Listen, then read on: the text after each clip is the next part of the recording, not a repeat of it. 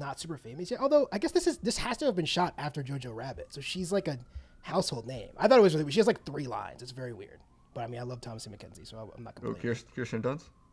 No, Kirsten Dunst is like a major. I'm joking. Listen.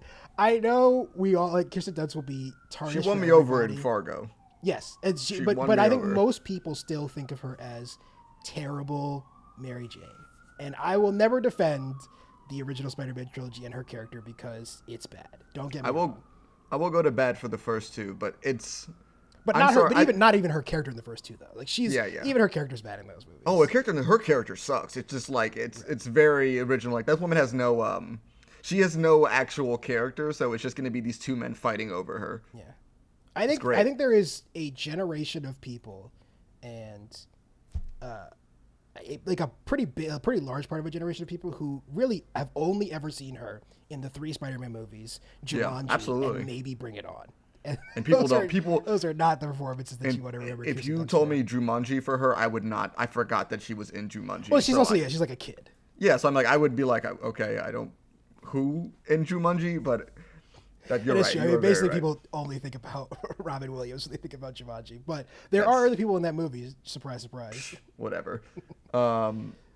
It's fun. I still anybody who comes with me to take that Tobey Maguire or Andrew Garfield are better than Tom Holland. I just don't understand. We were watching different things.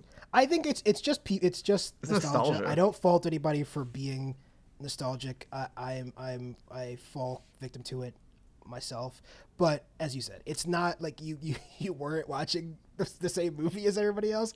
I'm sure. I was actually saying I love Tobey Maguire. I don't really care about Tobey Maguire. He's the worst Spider-Man. It's like not a question. I don't care what anybody says.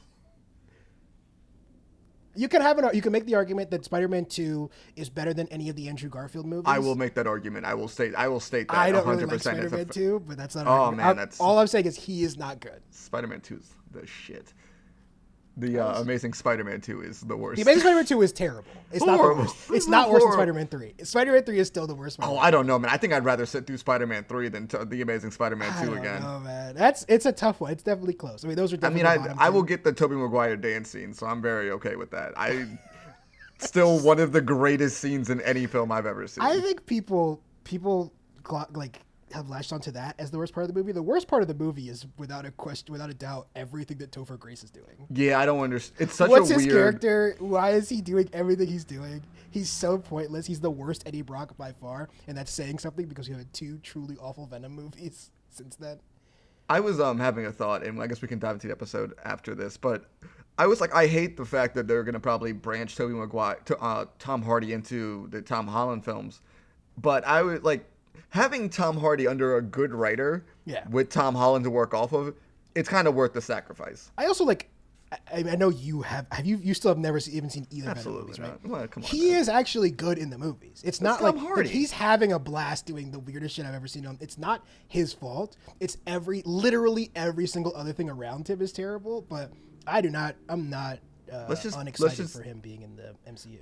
Yeah, I think we should just destroy everything that he's currently working on in that universe and just keep him. We can just take him out. I think they basically did, right? I think No Way Home's about to fuck some, like, just gonna be like a bunch of just multiverse like smashing together. Something's gonna come out of it, and I didn't really realize how excited people were for this movie until I went to the movie theater last night to go see Come On, Come On.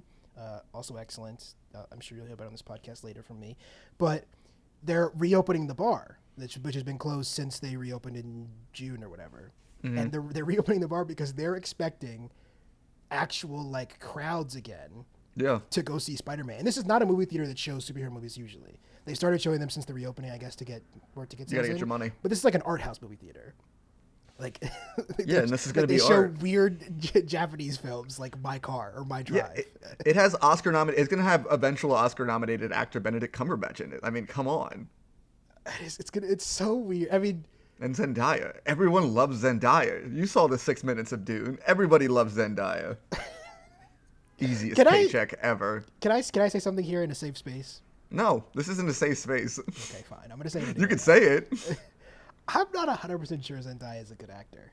Okay, let's move on. Let's move. No, stop it. This is the same shit with Hamilton. No. I really like watching Zendaya. I'm a big fan. This is why we get 4 stars. This is why we don't get 5. This is why we get 4 stars, because you're bad takes. Before you go tank our reviews, listen to me.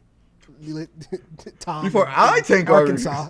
No, not you. I'm talking to Tom in Arkansas. Okay. Before you go on iTunes and rate us less than 5 stars, which we absolutely deserve, all I'm saying is I really enjoy watching Zendaya act. I think she's fantastic in Euphoria. It's hard to say she's great in Dune because she's not really a character yet. I think she will be good in future Dunes. I like her as... Is she Mary Jane?